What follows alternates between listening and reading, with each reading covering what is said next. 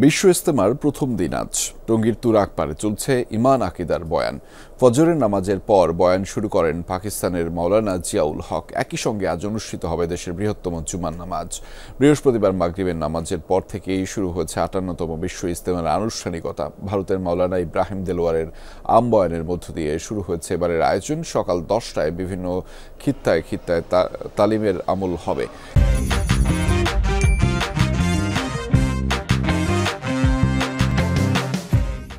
এরপর অনুষ্ঠিত হবে দেশের বৃহত্তম জুমার নামাজ। এতে ইমামতি করবেন মাওলানা জুবায়ের।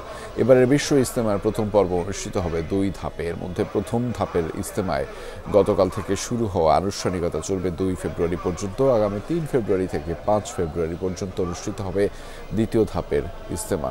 এ ধাপে অংশ নেবেন ২২ জেলা ও ঢাকার বাকি অংশের মুসল্লিরা। ২ ধাপের আখেরি মোনাজাত হবে যথাক্রমে আগামী ২ ফেব্রুয়ারি ও ৫ ফেব্রুয়ারি।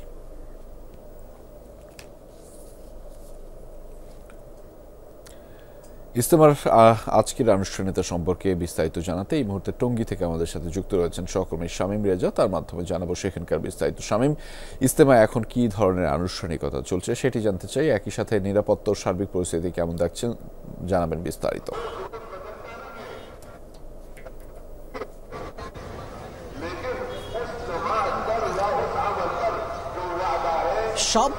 সব সংখ্যা কাটিয়ে আসলে আজ সকাল থেকেই বিশ্ব ইজতেমার ৫৮তম আসরের যে আনুষ্ঠানিকতা সেটা শুরু হয়েছে।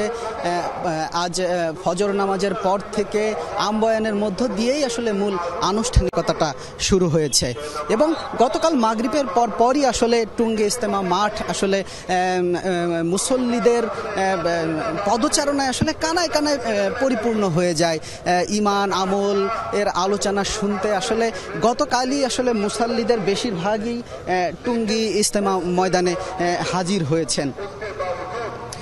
শুরায়ে নিজামের অনুসারীদের আয়োজনেই বিশ্ব ইজতেমার প্রথম পর্ব আসলে এখন অনুষ্ঠিত হচ্ছে। ইতিমধ্যে যেখানে ৩০টিরও অধিক দেশের হাজারো বিদেশি মেহমানরা ময়দানে এসেছেন। এই ধাপে ঢাকার একাংশ সহ মোট ৪১টি জেলার মুসল্লিরা অংশ নিচ্ছেন। আজ শুক্রবার ফজরের নামাজের পর পাকিস্তানের মাওলানা জিয়াউল হক বয়ান শুরু করেছেন।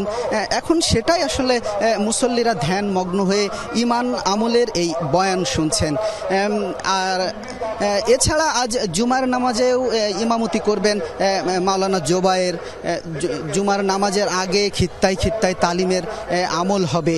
আর প্রথম পর্বের প্রথম ধাপ আজ শুরু হয়ে আসলে রোববার আখেরি মোনাজাতের মধ্যে দিয়ে শেষ হবে। তবে সকাল থেকে যেসব এসেছেন এখনো আসছেন, আসলে পথে পথে আসলে মুসল্লিদের ঢল নেমেছে। এখনো আসলে পরিপূর্ণ, তবে এখনো পথে পথে আসলে মুসাল্লিদের ঢেউ।